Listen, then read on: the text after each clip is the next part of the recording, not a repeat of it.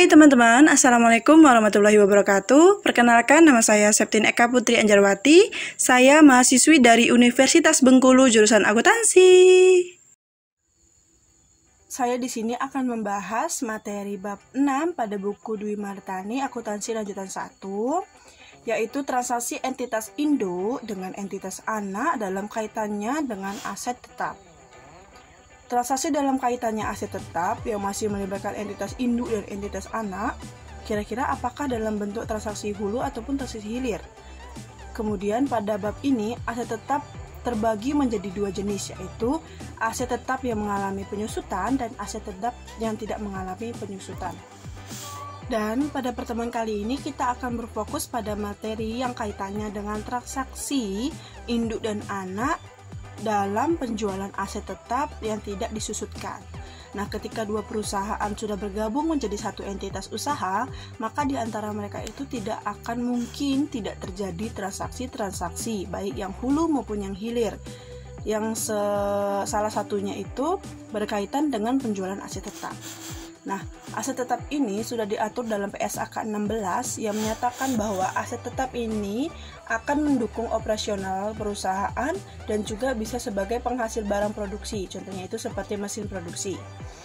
Kemudian yang pertama itu dampak terhadap pencatatan pada entitas induk dan jurnal eliminasi. Bagi perusahaan induk, ketika dia menjual aset tetapnya kepada perusahaan anak, maka itu disebut sebagai disposal aset tetap atau penghentian aset tetap. Nah, penghentian aset tetap itu dikarenakan atau bisa disebabkan oleh tiga hal. Yang pertama itu karena aset tetap tersebut dijual, kemudian yang kedua itu karena aset tetap itu dihentikan penggunaannya, dan yang ketiga karena aset tetap itu telah ditukar. Kemudian, sehingga dalam pencatatan kita, aset tetap itu dihapuskan. Bagi perusahaan anak yang membeli aset tetap dari perusahaan induk, itu berarti dia memperoleh atau mendapatkan aset tetap.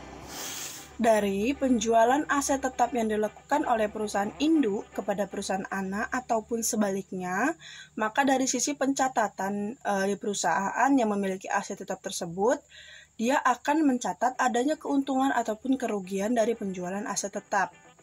Jadi, ketika perusahaan induk itu menjual aset tetap kepada perusahaan anak, dia akan mencatat adanya keuntungan ataupun kerugian dari penjualan aset tetap tersebut. Untuk menentukan keuntungan ataupun kerugian dari penjualan aset tetap ini dengan menghitung selisih atau membandingkan antara harga jual aset tetap dengan nilai tercatat atau nilai buku dari aset tetap tersebut.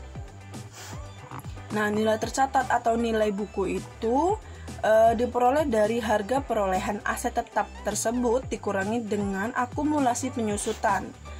Dan akumulasi penyusutan dihitung dari akumulasi semua beban-beban penyusutan yang sudah kita perhitungkan selama aset tetap tersebut dimanfaatkan. Nah, mengenai aset tetap ini ataupun penyusutan aset tetap itu sudah dibahas pada materi pengantar akuntansi. Contoh untuk aset tetap yang tidak disusutkan itu misalnya tanah. Nah, timbul pertanyaan, kira-kira kapan ya kita akan mengakui keuntungan ataupun kerugian dari penjualan aset tetap itu yang sudah terrealisasi kalau yang kita jual adalah tanah? Maka jawabannya ialah ketika perusahaan anak itu tadi telah menjual aset tetap berupa tanah itu kepada perusahaan non-afiliasi. Nah, baru di situ kita dapat mengatakan keuntungan ataupun kerugian itu telah terrealisasi. Di sini saya akan memberikan contoh lagi untuk aset tetap yang disusutkan. Itu misalnya nih mesin atau bangunan. Maka keuntungan ataupun kerugian itu dikatakan sudah terrealisasi sejalan dengan pemanfaatan aset tersebut.